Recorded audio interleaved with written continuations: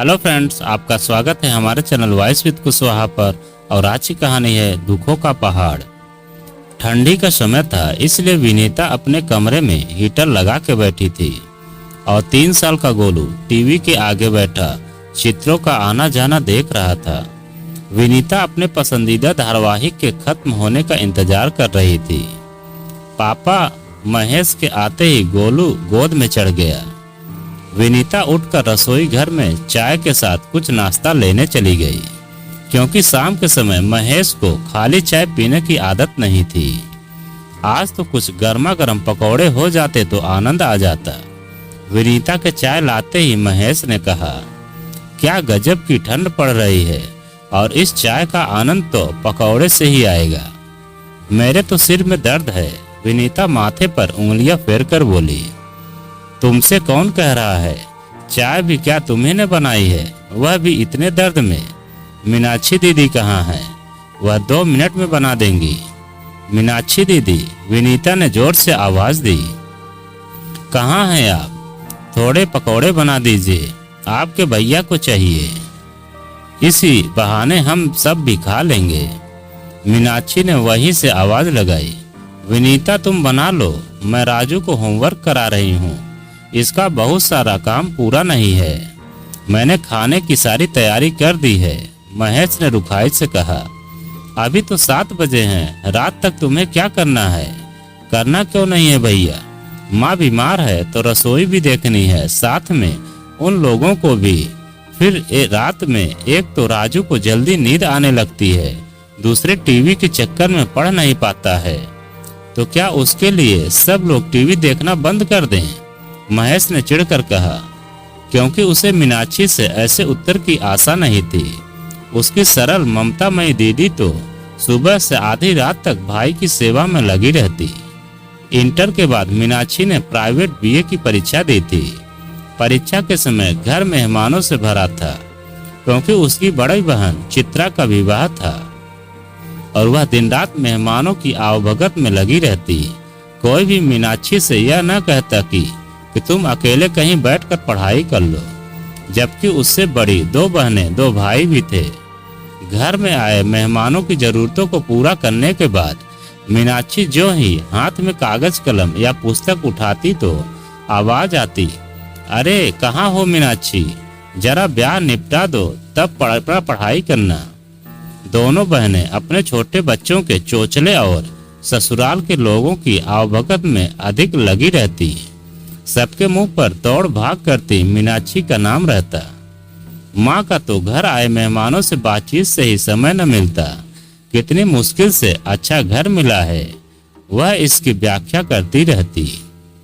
बुआ ने मीनाक्षी की परेशानी भांप कर कहा भी कि इसकी परीक्षा के बाद ब्याह की तिथि रखती तो निश्चित रहती। अब मीनाक्षी की परीक्षा के लिए ब्याह थोड़े ही रुका रहेगा। फिर दीदी, यह पढ़ लिख के कौन सा कलेक्टर बन जाएगी? बस ग्रेजुएट का नाम हो जाए, फिर इसको भी पार करके गंगा नहा ले हम। रिश्ते की बुआ कह उठी, भाभी आजकल तो लड़की को भी बराबरी का पढ़ाना पड़ रहा है। हम तो यह कह रहे थे कि परीक्षा के बाद ब्याह होता तो मीनाक्षी का पढ़ाई का बोझ न रहता। अभी तो उसे न पढ़ने के लिए समय है और न ही मन होगा।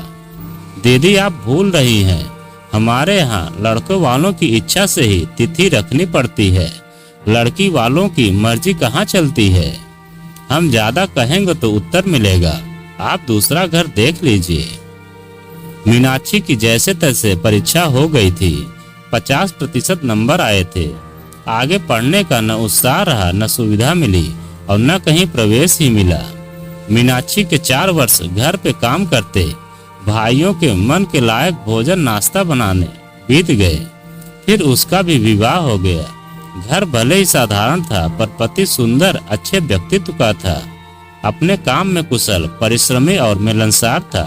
एक प्राइवेट फर्म में काम कर रहा था, जहां उसके काम को देखकर मालिक ने विश्वास दिलाया था कि शीघ्र ही उसकी पदोन्नति कर दी जाएगी। परिवार के लोग भी राकेश को प्यार करते और मान देते थे। मीनाक्षी को वर्ष भर में बेटा भी हो गया। मीनाक्षी के ससुराल जाने पर उसकी सबसे अधिक कमी भाई तो अखरती। माँ बीमार रहने लगी थी और बहनें चली गईं। माँ न महेश के मन का खाना बना पाती, न पहले जैसा काम ही कर पाती। मीनाक्षी तो भाई के कपड़े धोकर उन्हें प्रेस भी कर देती थी, उसकी कॉपी किताबें यथास्थान रखती और सबसे बढ़कर तो महेश के पसंद का भोजन बनाती। विवाह को अभी 2 साल भी न बीते थे कि मीनाक्षी पर वज्र सा पहाड़ टूट पड़ा। एक दुर्घटना में मीनाक्षी के पति राकेश की मृत्यु हो गई। राकेश जिस फर्म में काम करता था, उसके मालिक ने उस पर आरोप लगाकर कुछ भी आर्थिक सहायता देने से इनकार कर दिया। बेटी को मुसीबत में देखकर माता पिता उसे अपने घर ले आए। मीनाक्षी पहले तो दुख में डूबी रही। बड़ी मुश्किल से माँ और बहनें उसके मुंह में 2-4 कौर डाल देती। उसका तो पूरा समय आंसू बहाने और साल भर के राजू को खिलाने पिलाने में ही बीत जाता था। कभी कुछ काम करने मीनाक्षी उठती तो सभी उसे प्रेमवश दयावश मना कर देते। एक दिन ऐसे ही पगलई हुई, शून्य में ताकती हुई, बदरंग सी साड़ी पहने मीनाक्षी बैठी थी कि माँ की एक पुरानी सहेली रीता आ गई, जो अब दूसरे शहर में रहती थी। रीता को देखते ही मीनाक्षी दूसरे कमरे में चली गई, क्योंकि किसी भी परिचित को देखते ही उसके आंसू बहने लगते थे। माँ ने कई बार आवाज दी, बेटी मीनाक्षी देखो तो रीता मौसी आई हैं। माँ के बुलाने पर भी जब मीनाक्षी नहीं आई, तब मौसी स्वयं उसे पकड़कर सबके बीच ले आई और बहुत देर तक अपने से लिपटाए आंसू बहाती रही। कुछ देर में उन्हें लगा मीनाक्षी से कुछ काम करने के लिए नहीं कहा जाता और न खुद काम में हाथ लगाती है। तब उन्होंने माँ को और भाभी को समझाया कि इसे भी घर का कुछ काम करने दिया करो, ताकि इसका मन लगा रहे। ऐसे तो यह अछूत की तरह अलग बैठी रहेगी, अपने अतीत को ही सोचती रहेगी और दुखी होगी। हम तो इसे दुखी मानकर इस कुछ काम नहीं करने देते। दीदी आप उस पर भार भी न डालें, पर व्यस्त जरूर रखें। राजू को भी उसके पास ही रहने दें, क्योंकि दुख से उबरने के लिए अंधेरे में बैठे रहना कोई उपचार नहीं। और क्या? माँ ने उत्सुकता से पूछा। यही कि आगे क्या सोचा है? आजकल तो लड़कियां बाहर काम कर रही हैं। मीनाक्षी भी कहीं कोई काम करेगी तो अपने पैरों पर खड़ी होगी। अभी उसकी उम्र ही क्या है? कुछ आगे पढ़े, कोई ट्रेनिंग दिलवाइए, देखिए कोई हाथ थामने वाला मिल जाए। क्या कह रही हो रीता? मीनाक्षी तो इस तरह की बातें सुनना भी नहीं चाहती। पहले भी किसी ने कहा था तो रोने बैठ गई कि क्या मैं आपको भारी हो रही हूँ? ऐसा है तो मुझे मेरी ससुराल ही भेज दें, जैसे तैसे मेरा ठिकाना लग ही जाएगा। रीता इसके लिए 1-2 रिश्ते भी आए थे। एक 3 पुत्रियों का पिता था जो विदुर था। कहा मेरा बेटा भी हो जाएगा और घर भी संवर जाएगा, जमीन जायदाद भी थी। लेकिन यह सोचकर हमने अपने पांव पीछे खींच लिए कि सौतेली माँ अपना कलेजा भी निकाल कर रख दे, फिर भी कहने वाले बाज नहीं आते। वैसे यह तो सच है कि विधवा का हाथ थामने वाला हमारे समाज में जल्दी मिल नहीं सकता। फिर दूसरे के बच्चों को पिता का प्यार देना आसान नहीं। ग्रेजुएट तो है, किसी तरह की ट्रेनिंग कर ले। आजकल तरह तरह के काम हैं, लेकिन लड़की के लिए सुरक्षित स्थान और इज्जतदार नौकरी हो तब न। फिर उसका मन भी नहीं है, भाई भी पक्ष में नहीं है। एक के बाद एक कर 6 वर्ष बीत गए। मीनाक्षी घर के काम में लगी रहती। गरम खाना, चाय नाश्ता देना, घर की सफाई करना और सबके कपड़े धोकर उन्हें प्रेस करना उसका काम रहता। बीतते समय के साथ अब उसकी सहेलियां भी अपनी अपनी ससुराल चली गईं, जो कभी आकर मीनाक्षी के साथ कुछ समय बिता लिया करती थी। उस दिन उसकी एक पुरानी सहेली मालती आई थी। वह उसे अपने घर ले गई, जहां लक्ष्मी को बातें करते मीनाक्षी ने सुना। बीबी जी, मैं तो पहले कभी दूसरे की रसोई में भी नहीं जाती थी। काम करना तो दूर की बात थी, पर जब कलुआ के बाबू 2 दिन के बुखार में चल बसे, तब घर का खर्च, पीतल तांबे के बर्तन, चांदी सोने के गहने बेचकर मैंने काम चलाया। उस समय मेरे भाइयों ने गांव में चल कर रहने को कहा। मैंने अपनी चचिया सास के कहने पर जाने का मन भी बना लिया था। लेकिन इसी बीच मेरी जान पहचान की एक बुजुर्ग महिला ने कहा कि बेटी तुम यहीं रहो, मैं काम करती हूँ, तुम भी मेरे साथ खाना बनाने का काम करना। बेटी काम कोई बुरा नहीं होता, काम को छोटा बड़ा तो हम लोग बनाते हैं और समझते हैं। मैं जानती हूँ कि गांव में तुम कोई काम नहीं कर पाओगी, कुछ दिन तो भाभी मान से रखेगी, पर बाद में छोटी छोटी बातें अखरने लगती हैं। उसके बाद से ही मैंने कान पकड़ा और यहीं रहने लगी। अपनी कोठरी थी और अम्मा का साया था। मीनाक्षी दूर बैठी उनकी बातें सुन रही थी और उसे अपने पर लागू करके सोच रही थी कि माता पिता जहाँ तक होता है उसके लिए करते हैं, किंतु भाभी अखरने वाली बातें सुना जाती है।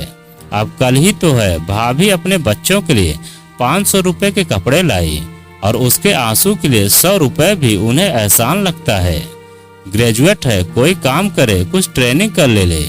रीता मौसी ने पहले भी कहा था, पर माँ ने कह दिया कि लड़की के लिए सुरक्षित स्थान हो, इज्जतदार नौकरी हो, तभी न सोचे। सोचते हुए 6 वर्ष बीत गए थे। उसकी सहेली मालती के पिता की कपड़ों की दुकान थी। पहले मालती भी अक्सर वहां बैठती थी और हिसाब किताब देखती थी। कई सालों से मालती उससे दुकान पर आने के लिए कह रही थी और एक बार उसने दुकान पर मिलने को बुलाया था। मीनाक्षी पहुंची वहां। मालती बेहद बहुत खुश हुई और उसे अपने साथ अपनी दूसरी दुकान पर चलने को कहा। मीनाक्षी को बुनाई का अच्छा अनुभव था। किसी भी डिजाइन को देखकर पढ़कर वह बना लेने में कुशल थी। मीनाक्षी ने वहां कुछ बताया भी और ऑर्डर भी लिए। मालती ने उससे कहा, मीनाक्षी एक बात कहूँ, बुरा तो नहीं मानोगी? नहीं, कहो ना। मैं चाहती हूँ कि तुम दिन में किसी समय आकर थोड़ी देर यहाँ का काम संभाल लिया करो। तुम्हारा मन भी बहल जाएगा और मेरी मदद भी हो जाएगी। तुम माँ से कहना। मीनाक्षी ने कहा, मुझे तो मालती कोई आपत्ति नहीं है। उस दिन शाम को मालती ने मीनाक्षी की माँ से कहा, आंटी मैं चाहती हूँ कि मीनाक्षी मेरे साथ काम में हाथ बटा दे। मीनाक्षी की माँ पहले तो अच्छा नहीं लगा, सोचा शायद इसे पैसे की कमी खटक रही है। अभी मीनाक्षी की माँ सोच रही थी कि मालती बोल पड़ी, आंटी इसका मन भी घर से बाहर निकलकर थोड़ा बहल जाएगा और मुझे अपने भरोसे की एक साथी मिल जाएगी। यह केंद्र समाज सेवा के लिए है। माँ ने यह सोचकर इजाजत दे दी कि मीनाक्षी घर के बाहर जाएगी तो ढंग से रहेगी। महीने के अंत में मालती ने मीनाक्षी को लिफाफा पकड़ा दिया। यह क्या है? कुछ खास नहीं, यह तो कम है। तुम्हारे काम से मुझे जो लाभ हुआ है उसका एक अंश है। हमें दूर दूर से ऑर्डर मिल रहे हैं, तो मेरी सास और पति का कहना है कि हमारे पास खाने को बहुत है। तुम मेरी सहायता करती रहो और मेरे केंद्र को चलाने में हाथ बटाओ। मेरी बहन की तरह हो तुम। मीनाक्षी की माँ को खुशी थी कि अब उनकी बेटी अपने मन से खर्च कर पाएगी। भाई बहन का स्नेह मिलता रहे, पर उनकी दया पर ही निर्भर न रहें। बाहर की दुनिया से जुड़कर उसका आत्मविश्वास भी बढ़ेगा, साथ ही जीने का उत्साह भी। और फिर मीनाक्षी खुशी खुशी रहने लगी। तो दोस्तों, यह कहानी आपको कैसी लगी कमेंट में लिखकर हमें जरूर बताएं। और आप अगर हमारे चैनल पर नए हैं तो प्लीज चैनल को सब्सक्राइब करें और वीडियो को एक लाइक जरूर करें।